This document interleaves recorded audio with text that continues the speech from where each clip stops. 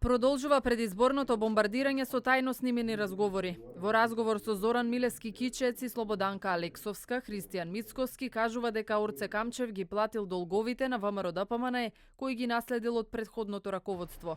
Во разговорот се слуша како Мицкоски играл против донесување на законот за јавно обвинителство во полза на предметот против Камчев, кој се уште не е затворен.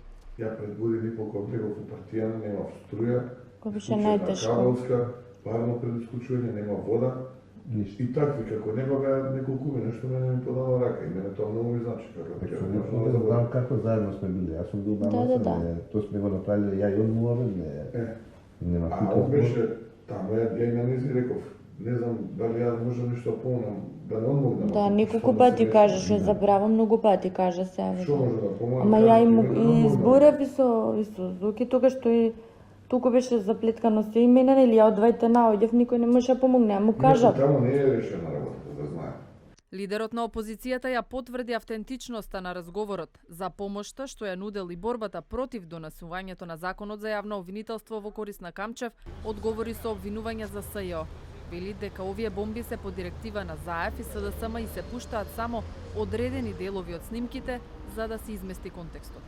Еден разговор се сечат и се монтираат парчиња по потреба на СДСМ и Зоран Заев. Мислам дека тоа ќе помогне нешто во нивната кампања, во намалување на дебата кој што им следи. ВМРО-ДПМНЕ никогаш не се противело на работата на специјалното јавно обвинителство, но ВМРО-ДПМНЕ истовремено и во минатото и сега ќе повторам, кога тоа беше оперативно, имаше сериозни индиции за злоупотреба и политичко влијание, што потоа се потврди преку оној Луи Витон куферчето. Заев пак тврди дека тој не е сценарист на пукањето бомби за политичкиот опонент. Прстот го впери кон соговорниците на Мицкоски од снимката. Прво видовме како се снимале состаноци секакви луѓе, секако и претпоставам од некои од тие што биле на тие состаноци ги има снимано разговорите, ги има пуштено.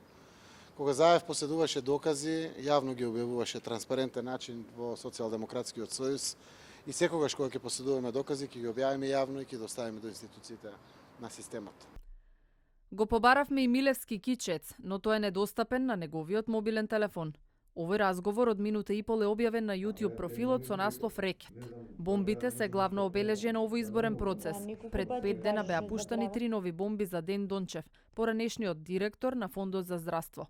А предизборно пукаа и бомби од разговори на Зоран Заев, во кој што се слушаше за одработувањето на дел од невладините за СДСМ.